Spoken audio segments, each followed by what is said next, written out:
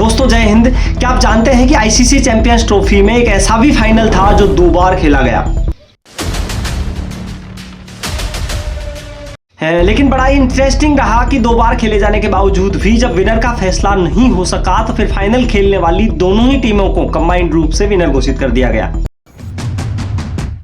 लेकिन अब आप सोच रहे होंगे कि ऐसा कैसे संभव है कि एक ही फाइनल 2 बार खेला जाए और उसके बावजूद भी विनर का फैसला नहीं हो सके।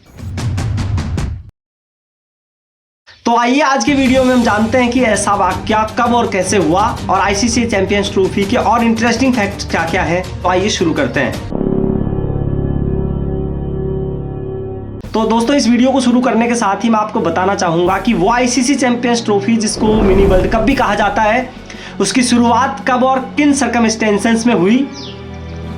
तो देखिए बात है 1996 की, तब जब ओडीआई का वर्ल्ड कप खेला गया और उसमें श्रीलंका चैंपियन बना। लेकिन उस वर्ल्ड कप में ना सिर्फ भारत से बल्कि पूरे एशिया से और दुनिया के कई देशों से लाखों नहीं बल्कि करोड़ों प्रशंसक क्रिकेट से जुड़े और क्रिकेट का जो जुनून है वो करोड़ों लोगों तक पहुंचा। फिर उसके बाद आईसीसी को लगा कि चूंकि ओडीआई का जो वर्ल्ड कप है वो हर 4 साल में आयोजित होता है, इसलिए आईसीसी ने सोचा कि ये बहुत ही लंबा पीरियड हो जाता है और दर्शकों को ज्यादा एंटरटेन करने के लिए उन्होंने बीच का एक रास्ता निकाला कि क्यों नहीं हर 2 साल में एक ऐसा टूर्नामेंट आयोजित करा जाए जो वर्ल्ड कप का ही एक छोटा फॉर्मेट हो और जिसमें सभी देश खेल सकें। और 1998 में आते आते आईसीसी ने एक ऐसे ही एडिशन का फॉर्मेट तैयार किया। दरअसल में एक ऐसा फॉर्मेट जो ओडीआई में ही खेला जाएगा और जिसमें टेस्ट प्लेइंग नेशन सभी भाग लेंगे और ये वर्ल्ड कप का छोटा रूप होगा जिसमें वर्ल्ड कप से तकरीबन आधे मैच खेले जाएंगे। अब ये टूर्नामेंट राउंड रोबिन और नॉकआउट दोनों ही फॉर्मेट में खेला जाना तय हुआ और 1998 में ही आईसीसी चैंपियंस ट्रॉफी का पहला एडिशन आयोजित करा गया और उस एडिशन में आईसीसी चैंपियंस ट्रॉफी ने नए कीर्तिमान स्थापित किए।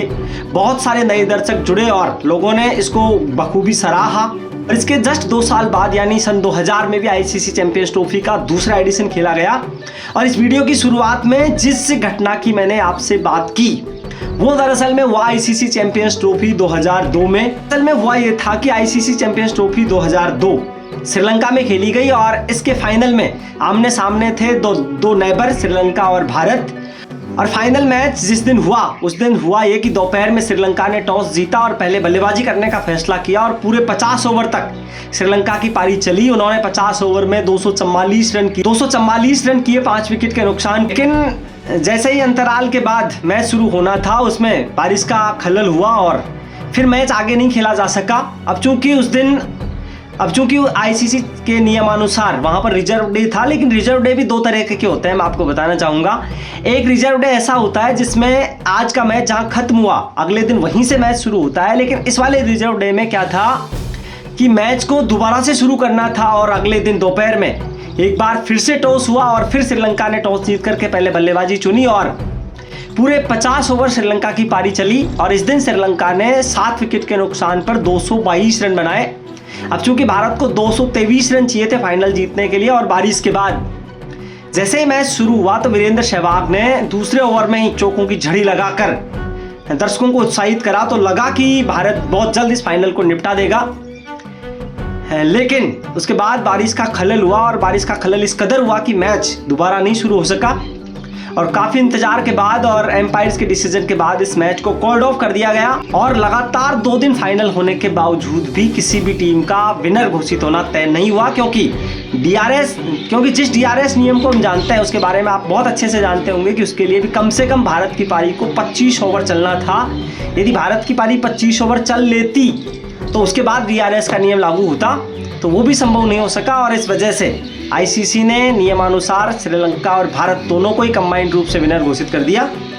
इसके बाद मैं आपको बताना चाहूँगा कि 2006 और 2008 में लगातार ऑस्ट्रेलिया ने चैंपियंस ट्रॉफी को जीता। 2013 में भारत ने चैंपियंस ट्रॉफी को उठाया और 2017 जो कि इस एडिशन का लास्ट टूर्नामेंट हुआ था उसमें पाकिस्तान चैंपियन बनी और उसी में जो बुमराह की नो बॉल थी फखर जमान के खिलाफ वो हाईलाइट में थी क्योंकि उस नो बॉल के बाद फखर जमान ने शतक लगा दिया था। अब चूंकि ये फॉर्मेट हर 2 साल में आयोजित होता है लेकिन 2017 के बाद ये फॉर्मेट आयोजित नहीं करा जा सका। अब ये सीधा 2025 में आयोजित हो रहा है। तो अब आपको मैं ये भी बताना चाहूँगा कि इसके पीछे क्या रीजन रहे।